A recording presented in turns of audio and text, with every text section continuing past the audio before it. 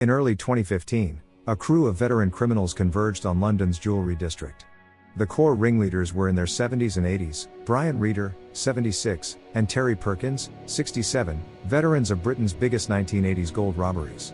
Reader had co-led the £26 million 1983 Brinks-Mat heist, and Perkins had served 22 years for the £6 million 1983 Security Express raid. Along with them were lifelong thieves John Kenny Collins, 74, and Daniel Jones, 58, who had burglary and theft convictions dating back to the 1960s-70s. They recruited a handful of associates, including Carl Wood and William Lincoln, and even an electronics expert known as Basil, later identified as Michael Seed, to handle security systems collectively.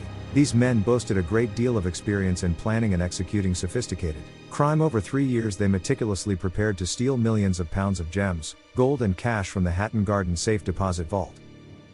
Years of planning. Prosecutors later showed that planning began in 2012. Computer analysis revealed that as early as August 2012 one conspirator was researching heavy-duty drills on the internet. By mid-2014 he had identified the specific diamond-tipped drill a Hilti DD350 needed to bore through 50 centimeters of reinforced concrete. The gang also monitored the Hatton Garden facility for weaknesses. A jeweler next door reported feeling watched from January 2015, suggesting surveillance of the premises. Insiders later revealed that some gang members even posed as customers to tour the vault in the months before the raid. Meetings were held regularly to refine the plot, for example, Friday night strategy sessions in an Islington pub. The Castle. Jones and Collins shopped for tools and vehicles, and hid equipment around London. In one case Jones buried stolen gems in an Edmonton cemetery while stashing masks, gloves and drills at home. The team also prepared escape and fencing plans. They contacted a London fence who specialized in hiding jewels inside costume jewelry and flying women out of the country. By the spring of 2015, the plan was set: strike on the long Easter weekend, when the vault would be least guarded. The raid at Hatton Garden. On Thursday, April 2, 2015, as offices were closing for Easter, the burglars made their move. They arrived at 88 to 90 Hatton Garden after dark.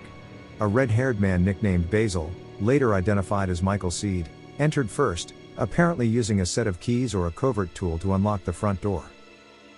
The door at 88 to 90 Hatton Garden above was the burglars' entry point. Once inside, Basil disabled the main alarm cable and unlocked the rear basement door leading toward the vault. With the alarm system only partially disabled, the team hauled their equipment through the building. Basil waited in the lobby until a security guard, Mr. Whiffen, departed via the side fire door. He then opened that door from inside, allowing the others to bring in wheelie bins, steel joists, drills and other tools. Perkins had earlier jammed the freight lift on the second floor, forcing the intruders to descend via stairs and the disused lift shaft. By circumventing doors and an inner alarm system, the gang penetrated to the vault foyer with minimal noise. Once at the vault entrance, Basil ripped out the alarm system's antenna and cut its wires, intending to shut off the bell. However, the hijacked alarm still sent a faint radio alert. Building owner Mr. Bavishi dispatched guard Kelvin Stockwell, who arrived on site around midnight. Stockwell found the outer doors secure and, noting the alarm had gone off erroneously in the past, declared a false alarm over the phone. The police were notified but did not force entry. Unaware that anything was amiss, they left the scene. In truth, an inside door had been breached and the vault work was underway, yet no one realized a robbery was happening until days later.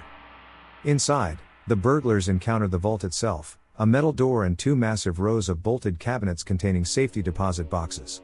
A hydraulic plan proved difficult, their 10-ton ram jammed on a cabinet, and the metal safes lining the wall blocked progress.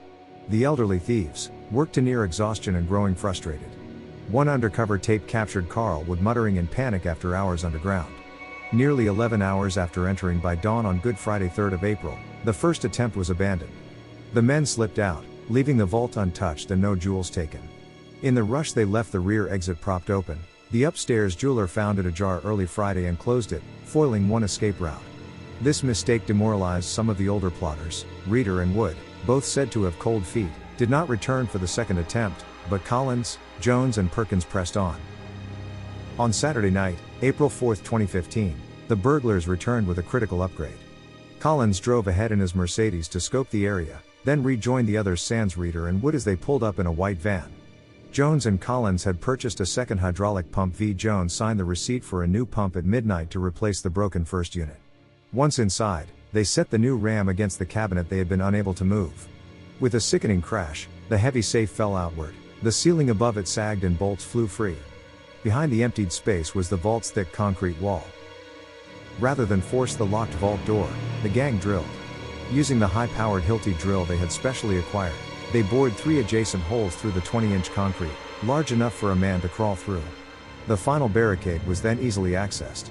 Over the next hour the thieves plundered 73 safety deposit boxes. Jewelry, watches, coins and gemstones were stuffed into sacks and piled into large plastic wheelie bins they had brought inside. The haul was so massive the thieves moved it with wheelie bins, as pictured. Witnesses later noted that 2 of the bins were filled to the brim with loot. Reports say it took roughly an hour to transfer and wheel out their loot before slipping away in the early hours of Easter Sunday.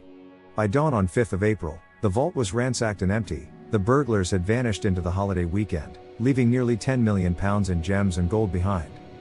The stolen treasure. Investigators estimated the stolen haul at an eye-watering value. At trial the Crown said the gang carried off roughly £14 million of property. Recovered items included diamond, sapphire and emerald jewelry, thousands of loose gemstones, rubies, unmounted diamonds, pearls, and more, gold and platinum bullion ingots and coins, cash, and dozens of high-end watches. For scale, the vault held 996 boxes in total. Of the 73 opened, 29 were empty and the rest contained valuables. Even opening them was painstaking work. 2 wheelie bins were so overloaded that they needed time to haul out of the basement. In the ensuing months, new claims drove the valuation higher. One Hatton gardener who had not come forward initially alleged a £10 million loss of pearls and rare stones. By February 2017 a civil court was told the total could be £25 million, a figure vigorously disputed by the thieves' lawyers. Whichever number is correct, the majority remains missing. At the criminal trial the prosecution noted that over £4 million had been recovered but more than £9 million of valuables were still unaccounted for. Loose gemstones in particular, diamonds, emeralds, pearls, and most of the bullion bars seemed to have vanished. Investigators believe much of the loot was smuggled abroad or recut and laundered through jewelry channels. To this day most victims have seen only a fraction of their assets restored. Police response and investigation. Police only learned of the burglary late on Tuesday, April 7, 2015, when after the holiday weekend a receiver of alarm calls realized the safe had been hit. On that day the Hatton Garden Safe Deposit Company itself collapsed into liquidation, having lost the cash funds it kept in the vaults. But more pressing was apprehending the crooks.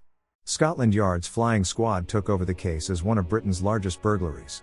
Within days of the discovery, media outlets began releasing CCTV stills from the raid captured by a neighboring jeweler's cameras. In mid-April 2015 the Daily Mirror published footage of the masked men carrying drill machines and bins, labeling them with nicknames Mr. Ginger, Mr. Strong etc. based on their looks. Detectives pulled together the threads. They had a timeline of who was present in Islington on April 2 to 5, phone toll records, ANPR automatic license plate data on vans and cars seen around Hatton Garden, and secretly recorded conversations.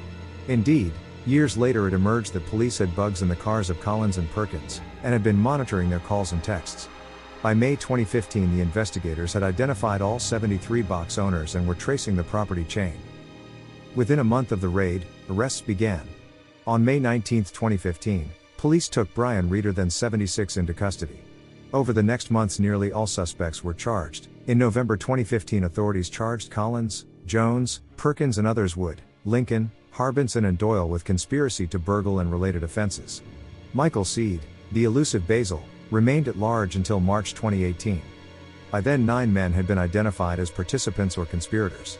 In fact, media reported that 9 people were convicted and jailed for roles in the Hatton Garden job, making it one of the largest UK heists. The trials began in late 2015 and early 2016. The scale and sophistication of the plot was detailed in court. 3 years of planning, drilling demonstrations on YouTube, stolen goods buried in cemeteries, secret meeting places, like the Castle Pub, all were laid out for the jury. The heist itself was reconstructed hour by hour, from Basil's entry on April 2 to the frantic loot loading on April 4. In March 2016 the most senior figures admitted guilt. John Kenny Collins, Daniel Jones and Terry Perkins each pleaded guilty to conspiracy to burgle. All 3 were sentenced that day to 7 years imprisonment.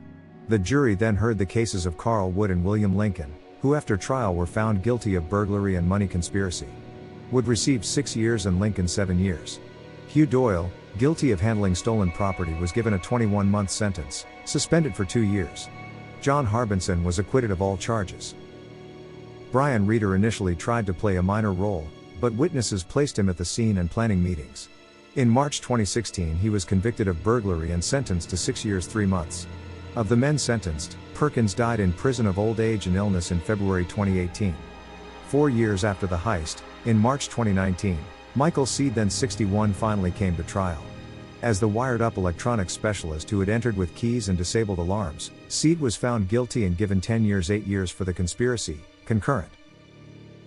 All convicted men were also hit with financial penalties under the Proceeds of Crime Act. In January 2018, Collins, Jones, Perkins and Reeder were ordered to repay a total of £27.5 million or face more prison. Both Jones and Collins fell far short of payment and had their prison terms extended, 6 years more for Jones and additional days over 6 years for Collins. Perkins, dead by then, was spared further action, and Reeder's payments remain incomplete. In October 2020, Seed was ordered to pay £6 million in damages to avoid an extra 7 years inside. By the late 2010s, the Hatton Garden Vault still held its grim mystique. The burglary had been dubbed the largest in English legal history, and victims were still hunting for their jewels. In one civil hearing, a claimant insisted that additional £10 million in pearls and gems had been stolen beyond the £14 million already adjudicated.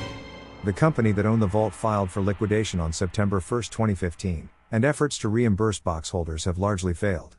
Police continue to receive tips and track leads, but most stolen items have never reappeared. The fruits of the heist, except for a few trinkets and thousands of pounds in recovered cash, have effectively vanished.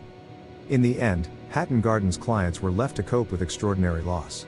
The courts secured prison time for the robbers and imposed hefty confiscation orders, but the missing gemstones, watches and bullion remain a void. The episode stands as a cautionary tale. Even a heavily guarded vault can be penetrated by determined planners.